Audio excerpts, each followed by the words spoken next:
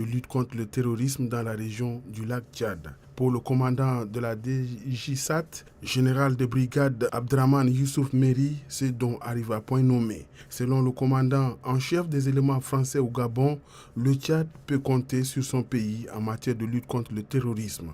Cette cérémonie marque une étape supplémentaire pour permettre au final au bataillon forêt de la DGSAT d'être en mesure de bénéficier d'une réelle supériorité face à l'ennemi. Le chef d'état-major général des armées, premier adjoint, a laissé entendre que ce don est l'expression de l'excellente relation de coopération entre les deux pays. Le Tchad a toujours bénéficié du partenaire français d'une assistance technique. Ces matériels viennent s'ajouter à la liste de nombreux lots des équipements mis à la disposition de cette unité antiterroriste par les éléments français au Gabon. En bref, en image, cette action a salué. La France a aussi cédé le matériel de déminage à la Direction générale du génie militaire du Tchad. Il s'agit de matériel composé de détecteurs à métaux compacts, un don pour permettre aux unités de combat du génie de déminer les engins explosifs sur l'étendue du territoire national, selon le représentant de l'ambassade de France au Tchad, par ailleurs attaché de défense, le colonel Christian Piot. Cette concession de matériel est un appui technique de la France à l'armée tchadienne pour faire face à toutes les menaces. Le directeur général du génie militaire, le général Gerdi Abakar Adam, a présenté ses gratitudes à la France pour son soutien multiforme et particulièrement au génie militaire. L'exécutif municipal de la ville de N'Djamena s'est réuni ce 24 janvier 2023 en session ordinaire, session présidée par la déléguée générale du gouvernement auprès de la commune de N'Djamena, Amina Kodjana. La rencontre vise à terme l'adoption du budget pour l'exercice 2023. Varelach. L'hôtel de ville de N'Djamena, ce 24 janvier 2023, la journée est consacrée à la validation du budget primitif de l'année en cours. Plus de 15 milliards de francs CFA, c'est la somme allouée en recettes et en dépenses pour permettre à la commune de la ville de N'Djamena de réaliser son plan d'action axé sur l'hygiène, l'assainissement, l'éclairage public et la gestion des eaux pluviales et fluviales. Conscient des ambitions de nos concitoyens, l'exécutif a revu les priorités en vue de satisfaire les besoins de nos populations. À cet effet, nous avons placé notre mandat sous le thème « Servir et non se servir ». La déléguée générale du gouvernement auprès de la commune de la ville de N'Djamena exhorte les nouvelles autorités à être à la hauteur de cette mission. Le nouvel exécutif doit se mettre vraiment au travail pour redonner la confiance à nos concitoyens. Cette session ordinaire connaît une augmentation comparativement à celle de l'année écoulée. Dans l'actualité ce soir, sachez également que le ministère de la Jeunesse, des Sports, des Loisirs et du Leadership entrepreneurial commémore la Journée internationale du sport féminin. Les manifestations commémoratives ont été marquées par une conférence-débat axée sur l'apport du sport dans l'épanouissement de la femme. Innocent Kilayo. La pratique du sport n'est pas seulement réservée aux hommes. C'est pour amener les femmes à pratiquer davantage les activités sportives que le ministère de la Jeunesse, des Sports, des Loisirs et du Leadership entrepreneurial commémore pour la première fois la Journée internationale du sport féminin. Cet événement a pour objectif de lutter contre les stéréotypes, de renforcer la présence des femmes dans les instances d'urgence et améliorer leur statut. Pour tenir ces paris, le comité d'organisation a prévu des activités durant toute la journée. Il s'agit d'abord d'une conférence débat sur l'apport du sport dans l'épanouissement de la femme. Pour animer cette conférence débat, un panel composé d'anciennes sportives et de cadres du ministère en charge des sports a été mis en place. Dans l'après-midi, il est prévu une animation sportive. Dans le Logone occidental, à Moundou précisément, le gouverneur Ibrahim Ibn Oumar Mamad Saleh a visité les usines à l'unité industrielle de la Coton Tchad Société Nouvelle. On en sait plus avec Abakar Betel. Accueilli à l'entrée de l'usine Moundou 2 par le directeur général de la Coton-Tchad Société Nouvelle, Jackie Rivière, le gouverneur de la province du Logone occidental, Ibrahim Ibn Omar Mohamed Saleh, est allé voir de près cette unité industrielle considérée comme le plus grand employeur du pays après la fonction publique. Cette unité, elle emploie 330 personnes pendant la campagne, donc ce sont des emplois qui sont très qualifiés. L'huilerie qui démarre sa saison avec une capacité de 17 millions de litres d'huile et 40 millions de tonnes de tourteaux par an est présenté par son directeur Sugi Alanga comme un modèle aux normes internationales. Rien ne sort qui va nuire les poissons du fleuve Logone de l'huilerie. Après sa visite, le gouverneur Ibrahim Ibn Omar Mohamed Saleh se dit très satisfait. Pour nous, c'est un fleuron industriel et puis ça fait partie de notre fierté nationale. La Coton-Tchad permet vraiment de développer des économies productrices et en même temps de lutter efficacement contre la pauvreté. Outre la production de l'huile raffinée, l'huilerie fabrique en son sein les accessoires, entre autres des emballages et des étiquettes.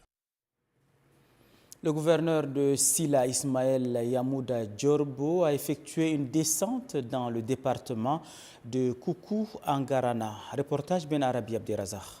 Fidèle à ses habitudes, la population de Koukou-Angarana et les localités environnantes ont réservé un accueil chaleureux au gouverneur et sa délégation. Sitôt arrivé, le gouverneur Ismaël Yamouda Djorbo a présidé une rencontre avec les forces de défense et de sécurité stationnées dans la zone. Au menu, la sécurisation des personnes et de leurs biens, les efforts à déployer pour pacifier davantage la zone tout en renforçant les initiatives qui vont dans le sens de la cohabitation pacifique entre les différentes communautés, veut cher aux plus hautes autorités de la transition.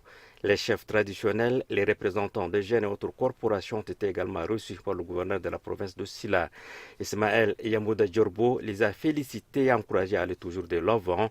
Ceux-ci ont saisi l'opportunité pour présenter des doléances qui se résument autour de l'enclavement de la circonscription, le manque d'eau potable, l'insuffisance du personnel soignant. Enfin, le premier magistrat de la province a reçu les responsables des Médecins sans frontières Hollande, très actifs ces derniers temps dans le jeune département.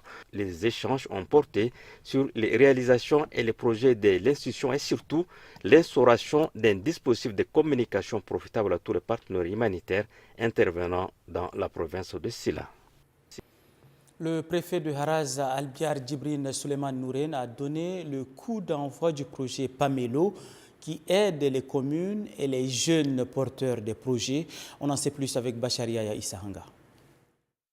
La propriété donne une image idyllique à une ville.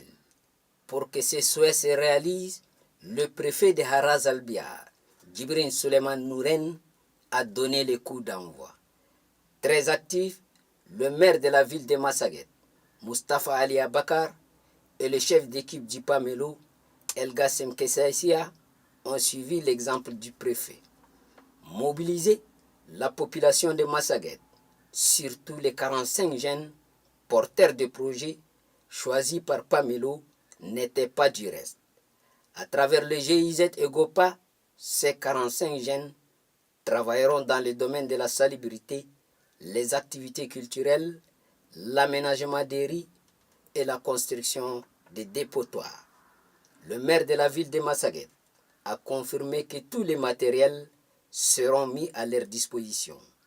Il demande par ailleurs à Pamelo la construction d'une salle multimédia. Le chef d'équipe de Pamelo a précisé que l'objectif de son institution est d'aider les communes, contribuer à la prévention des conflits et soutenir les jeunes à s'éloigner de l'extrémisme violent. Le préfet appelle la population d'utiliser uniquement les dépotoirs qui seront installés. En politique, dans le cadre de la vulgarisation des résolutions et recommandations du DENIS, la mission du Bureau politique national du MPS, conduite par la secrétaire générale 3e adjointe chargée des organes de masse à Massénia, a eu à former des militants du parti sur les techniques de vulgarisation des conclusions du dialogue national inclusif et souverain. Lachak Bepaba me désiré.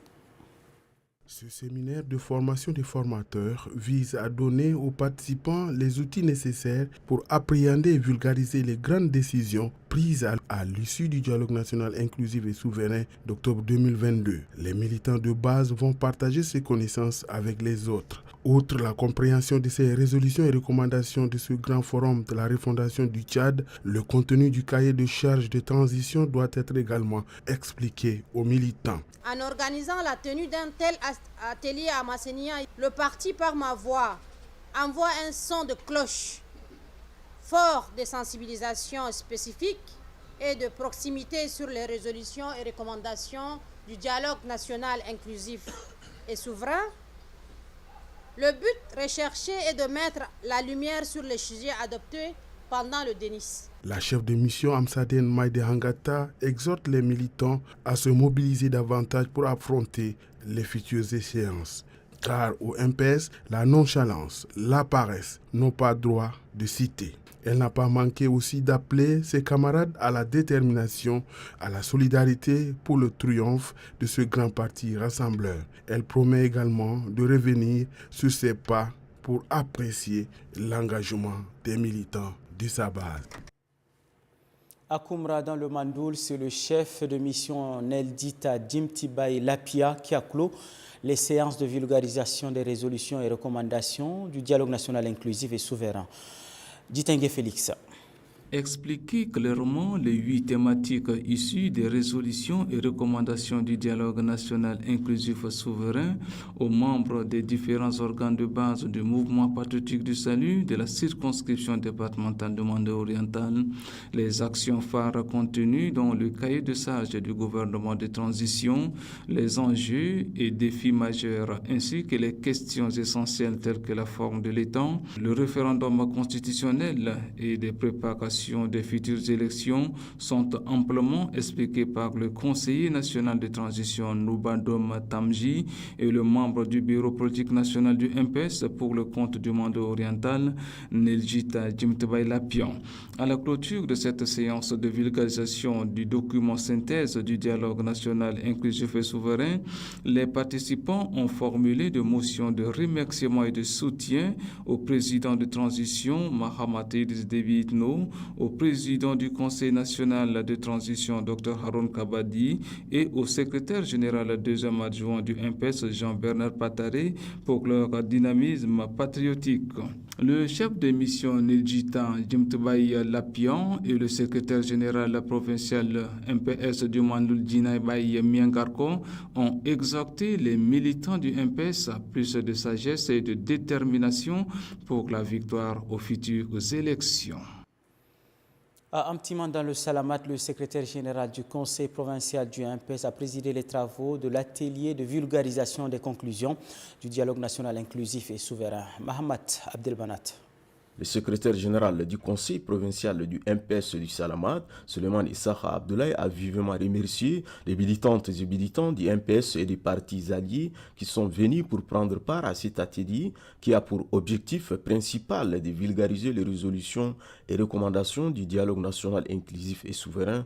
Suleiman Issakha Abdoulaye exhorte les participants à l'atelier à s'engager davantage pour relier les messages aux organes. Aperçu général sur la transition, pré- et post-Denis est le thème présenté par Suleiman Issakha Abdoulaye. Au cours de son exposé, il a présenté les missions des institutions post-Denis qui seront chargées d'organiser les échéances électorales à l'issue desquelles un référendum déterminera la forme de l'État ainsi que la mise en place effective de toutes les institutions républicaine.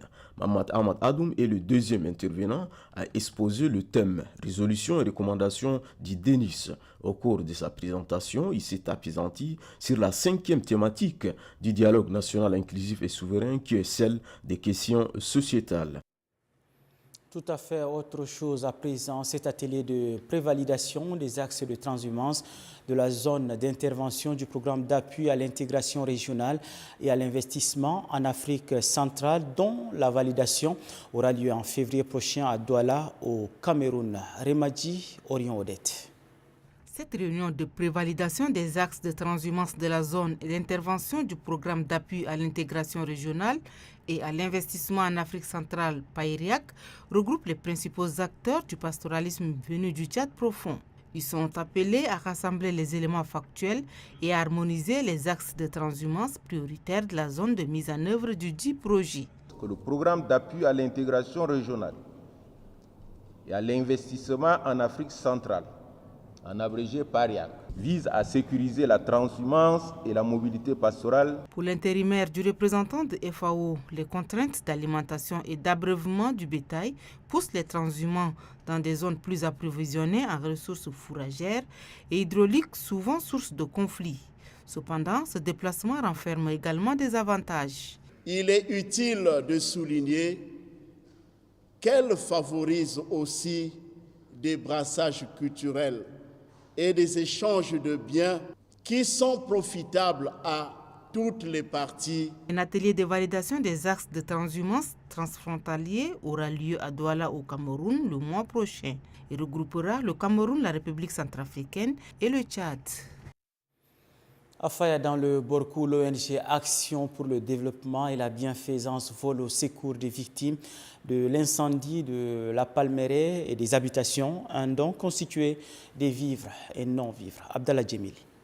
Suite à un incendie d'origine inconnue qui a ravagé plusieurs jardins de Palmeraie et des habitations de Dozanga dans la commune de Faya-Largeau en septembre dernier, appuyé par le ministère de la Santé publique et de la Solidarité nationale, l'ONG Action pour le développement du Borkou ADB vole au secours des victimes de l'incendie de Palmeraie de Dozanga. Le vice-président de l'ONG ADB, Bilal Mamadiaya, a remis officiellement aux représentants du chef de canton d'Oza, Koché un don de vivres et non-vivres composé du riz, des bidons d'huile, du sucre, des couvertures et des bâches. Les représentants du chef de canton d'Oza a remercié les plus hautes autorités du pays, le ministère de la Santé publique et l'ONG ADB pour avoir soulagé les victimes de sa communauté. Le vice-président de l'ONG ADB, Bilal Yaya Mamad. Nous remercions le président de la République, chef de l'État, le président de transition, qui a donné des orientations pour que les sinistrés du Borkou seront assistés. Et exhorte l'équipe en charge de distribution d'en faire bon usage de ces dons.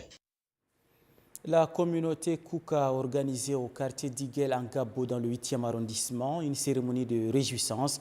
C'est à l'occasion de la nomination de Alamine Ali Suleiman comme chef de canton de la communauté.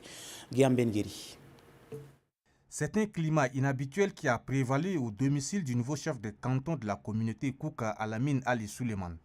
Parents, amis et connaissances se sont donné rendez-vous pour exprimer leur joie à l'occasion de la nomination d'un de leurs comme chef de canton de leur localité.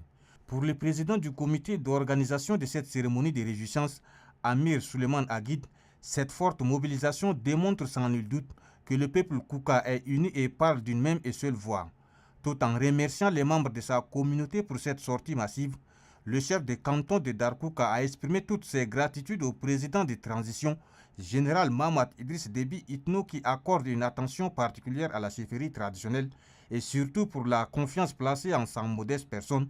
La première autorité traditionnelle de la communauté Kouka appelle dès cet instant les autres à véhiculer le message de la paix, du vivre ensemble et de la cohabitation pacifique dans tous les villages pour accompagner les actions du gouvernement de transition. L'Office national pour la promotion de l'emploi a organisé une cérémonie de remise des chèques aux promoteurs de l'emploi dans le cadre du programme Auto-emploi. C'est le directeur de l'ONAPE, Sadiq Ibrahim Diko, qui a présidé la cérémonie. Ibrahim Abdoulaye Wardougou, reportage.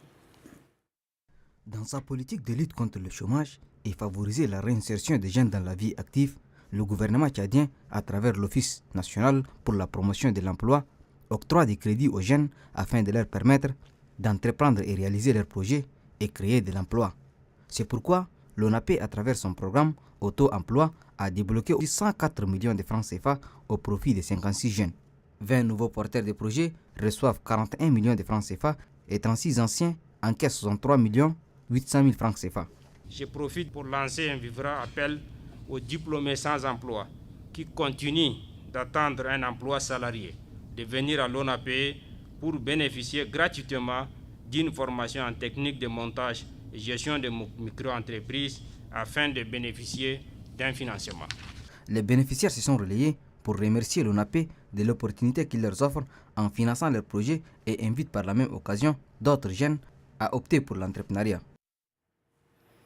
Les véhicules à vitres fumées ou teintées inondent les rues de la capitale N'Djamena ces derniers temps. Distinction ou effet de mode, nous avions posé cette question à quelques concitoyens. Réponse dans ce reportage de Moussa Mbouda Abdoulaye. Impossible d'identifier les personnes à bord de ces véhicules à vitres sombres.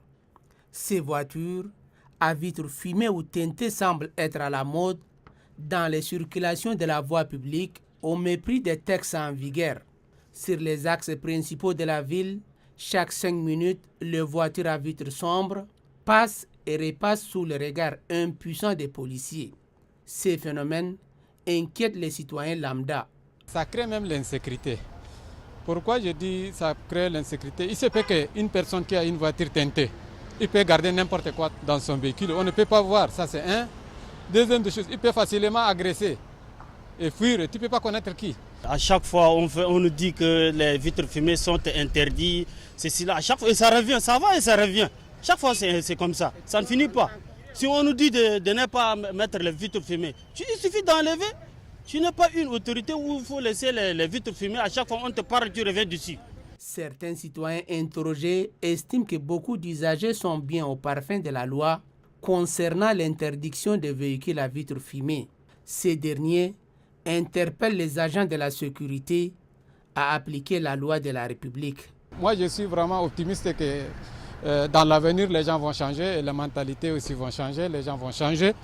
Et le gouvernement doit prendre des décisions. Il y a aussi les polices qui vont aussi prendre leur rôle de contrôler et sanctionner ceux qui ne respectent pas les lois. À un moment donné, ils ont commencé à même arrêter ces voitures. Et je crois qu'ils vont continuer sur cette foulée pour que ça soit tout doit respecter l'ordre. Tout le monde doit respecter la loi du pays. On pratique les règles qu'il instaure. Je crois que ça va de soi. Tout le monde va respecter ça. Je crois qu'il y a des règles pour ça et pour ça, c'est le gouvernement qui doit veiller sur le respect de ces règles-là. Toutefois, il ressort de notre constat que ces phénomènes de véhicules à vitres fumées sans autorisation prend de plus en plus d'ampleur. Ceci malgré les mesures d'interdiction des autorités en charge de la sécurité. Alors, il est d'une autorité publique que l'on s'interroge sur la persistance de ces phénomènes. Est-ce que les mesures prises sont insuffisantes ou bien l'application effective de ces mesures fait défaut? À bon entendeur, salut. L'Institut africain des sciences et des mathématiques, en collaboration avec l'Organisation internationale de la francophonie et ENAC Labs, organise la Semaine africaine des sciences, édition 2023. Une semaine qui vise à encourager les élèves, les étudiants et les chercheurs à s'intéresser aux sciences, mais aussi à valoriser les connaissances scientifiques et technologiques du continent. Reportage. Amener les chercheurs, les étudiants et les élèves du continent à s'impliquer et s'intéresser davantage à la science et à la technologie. C'est l'objectif recherché par Next Extend Forum en initiant la Semaine africaine des sciences. La Semaine africaine des sciences est un événement annuel qui a pour but de promouvoir et de soutenir la communauté scientifique africaine et de mettre en valeur les efforts déployés pour accélérer le développement scientifique et technologique en Afrique. La Semaine africaine des sciences est aussi une opportunité pour les jeunes de bénéficier des connaissances scientifiques et technologiques. La Semaine africaine des sciences vise à stimuler la participation des jeunes à des événements scientifiques coordonnés à travers le continent. Au programme de la célébration de cette Semaine africaine des sciences, des expositions scientifiques, une conférence débat sur la méditation scientifique. En religion, l'Église évangélique du Tchad numéro 10 a organisé le 2e forum des technologies et leaders de l'EET, un forum qui a pour thème être théologien en Afrique contemporaine. Ibrahim Wardougou, reportage. Louanges et prières ont ponctué la cérémonie d'ouverture du 2e forum des théologiens et des leaders, initié par l'Église évangélique du Tchad EET numéro 10 de Chagua. C'est un forum placé sous le thème « Être théologien en Afrique contemporaine ». Les fidèles de cette congrégation religieuse auront au cours de ces assises à réfléchir sur la responsabilité des théologiens au niveau du continent africain. L'objectif est de faire des théologiens chrétiens capables de contribuer à la gestion de la société. La responsabilité des théologiens chrétiens dans le pays consiste à contribuer à la gestion de la société par ses recherches et la culture intellectuelle à la limite de leurs possibilités. L'Église évangélique du Tchad voudrait également amener les anciens à inculquer davantage des valeurs religieuses aux jeunes, afin de relever le défi de l'ère. Je voudrais d'ores et déjà encourager, exhorter ces éminents orateurs à adapter et également à faire en sorte que le niveau de l'enseignement convienne à l'ensemble donc des participants. Vous êtes au service donc de Dieu et que vous devez vous laisser façonner par ce Dieu-là. Ouvrant les travaux, l'administrateur délégué auprès de la commune du 7e arrondissement, Kelo Anim, a vivement salué l'initiative de l'EET numéro 10. Il invite les théologiens nouvellement formés à être des chrétiens utiles pour la société. Et c'est la fin de cette édition. Merci à vous de l'avoir suivi. À demain.